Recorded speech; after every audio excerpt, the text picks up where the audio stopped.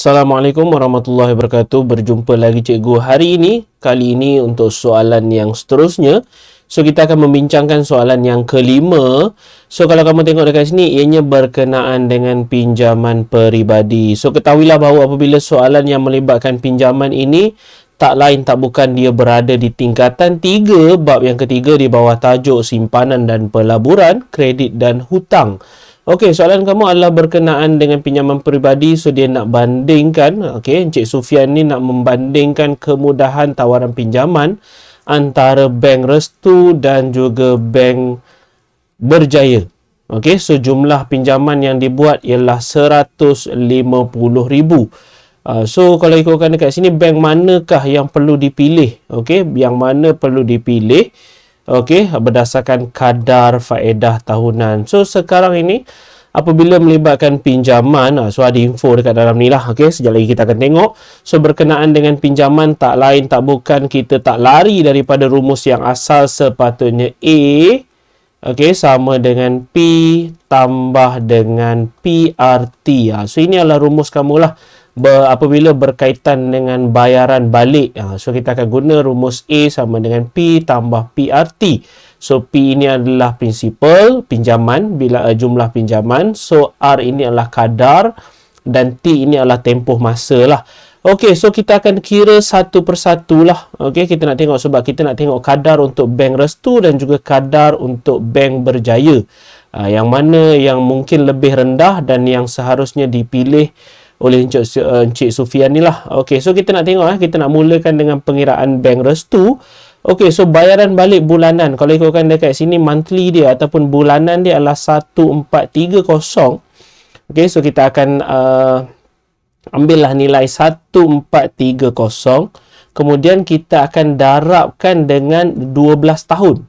Okey, sebab dia akan bayar 1430 ini dalam tempoh 12 tahun, yang mana kita darabkan dengan 12 bulan lah. Okey, sebab kita yang diberi ini adalah dalam bulanan.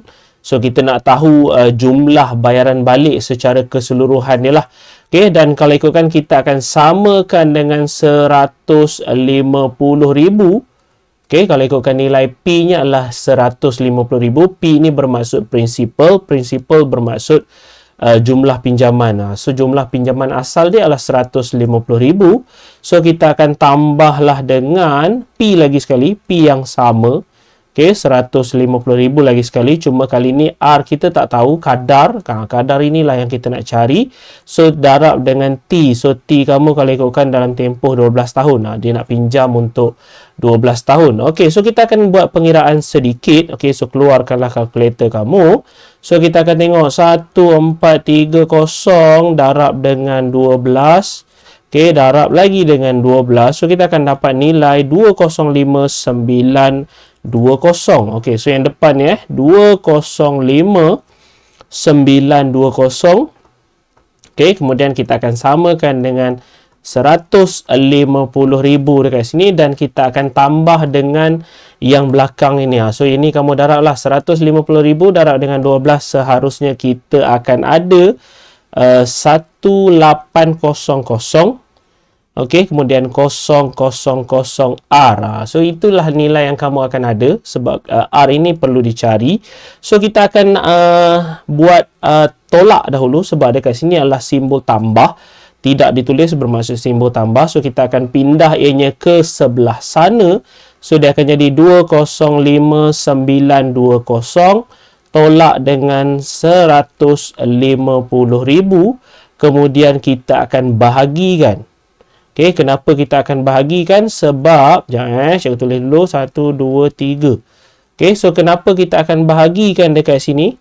Okey, so kenapa kita kena bahagi? Sebab dekat sini kita ada operasi darab. Okey, so yang ni kita pindah jadi tolak dan yang ini juga kita akan pindah, kita akan jadi bahagi. So, kita akan dapatlah nilai R sahaja. Yang mana nilai R kamu ini kamu akan dapat sebagai kalau kamu nak tengok cikgu kira buat pengiraan. So, kita akan tolak dengan 150,000. Kemudian kita akan bahagi dengan 1800,000. Okey. So, kamu akan dapat nilai yang macam ni. So, ini sebenarnya dalam peratus lah, okey, ataupun dalam perpuluhan dekat sini yang kamu boleh nampak.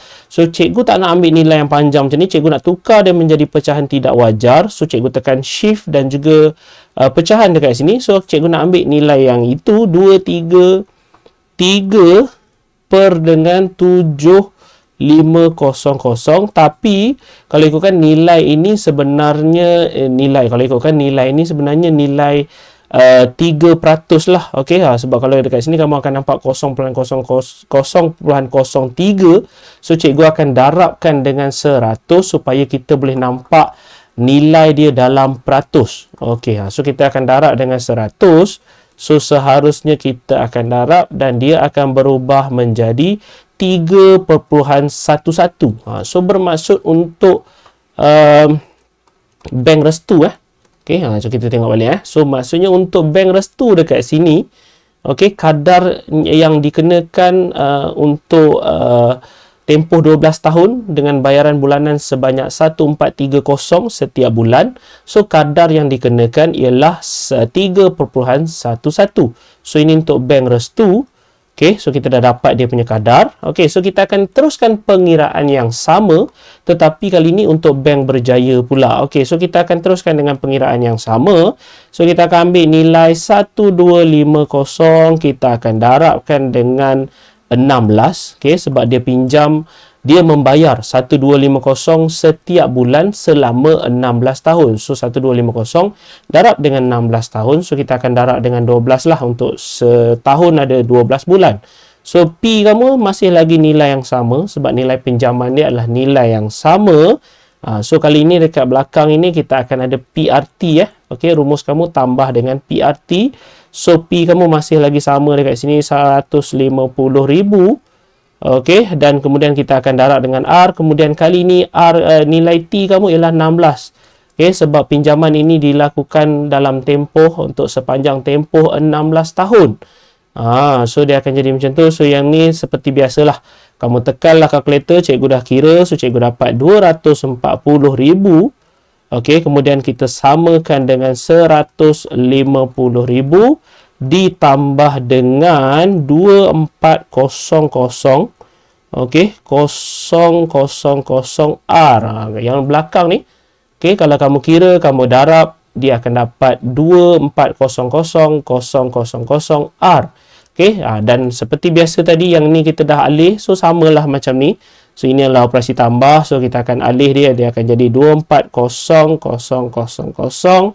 Jangan tersilap dengan angka-angka ni 150,000. So kita akan bahagikan dengan 2400,000 sama dah dengan R. So dekat sini kamu akan dapat nilai, kalau ikutkan cikgu dah buat pengiraan. So dia akan dapat R kamu ialah 3/80.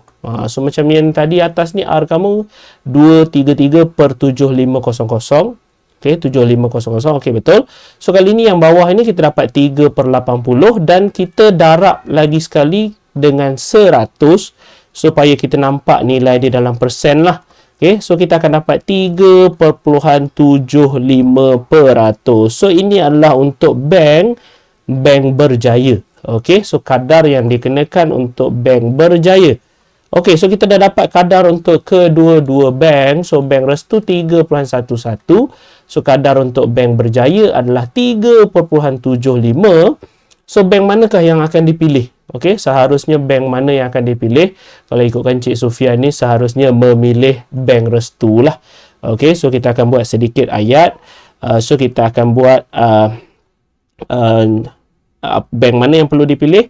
So bank restu lah. Okey, bank restu yang akan dipilih. Okey, bank restu kerana kadar faedah. Okey, sebab dia nak kadar faedah, perbandingan kadar faedah. Bank restu kerana kadar faedah yang ditawarkan, okey, yang ditawarkan ialah 3.11%. Okey, so kalau ikutkan itu sebenarnya yang kita nak cuba kira lah. okey, yang kita nak cuba buktikan, sebab soalan kamu berkenaan dengan kadar faedah tahunan. So berikan justifikasi. So inilah kita punya justifikasi.